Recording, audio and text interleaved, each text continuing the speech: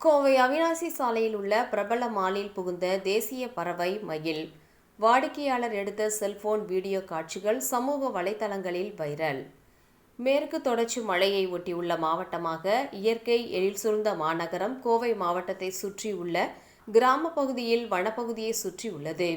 இதனால் வன விலங்குகள் ஆங்காங்கே தென்படுவது வழக்கம். இந்நிலையில் கோவை மாநகரை சுற்றியுள்ள பகுதியில் தேசிய பறவையான மயில் ஆங்காங்கே இரை தேடி சுற்றி கொண்டிருக்கும். சில நேரங்களில் நாய்கள் துரத்துவதாலும் மின்சாரம் தாக்கியும் தேசிய பறவையான மயில் இறப்பது உண்டு.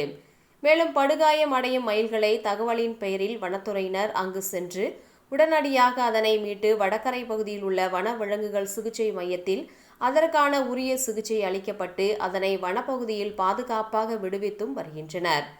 இந்நிலையில் இன்று கோவை அவிநாசி சாலையில் உள்ள பிரபல தனியார் மாலில் நுழைந்த தேசிய பறவை மயிலை கண்ட வாடிக்கையாளர் பெண்மணி ஒருவர், மக்கள் அதிக கூட்டம் வரும் இந்த மாலில் அங்கு மயில் பார்ப்பது அரிது என்றும் அதனை தனது செல்போனில் வீடியோ பதிவு செய்துள்ளார். அந்த மயிலை பார்ப்பது எவ்வளவு அழகாக உள்ளது என்றும் எவ்வளவு சூப்பராக உள்ளது என்றும் அது பறக்கப் போகிறது என்று கூறி அதன் அழகை ரசித்தவாறு அது பறந்து சென்று மரக்கிளையில் அமரும் காட்சிகளை அவர் பதிவு செய்த வீடியோ தற்போது சமூக வலைதளங்களில் வைரலாகி வருவது குறிப்பிடத்தக்கது.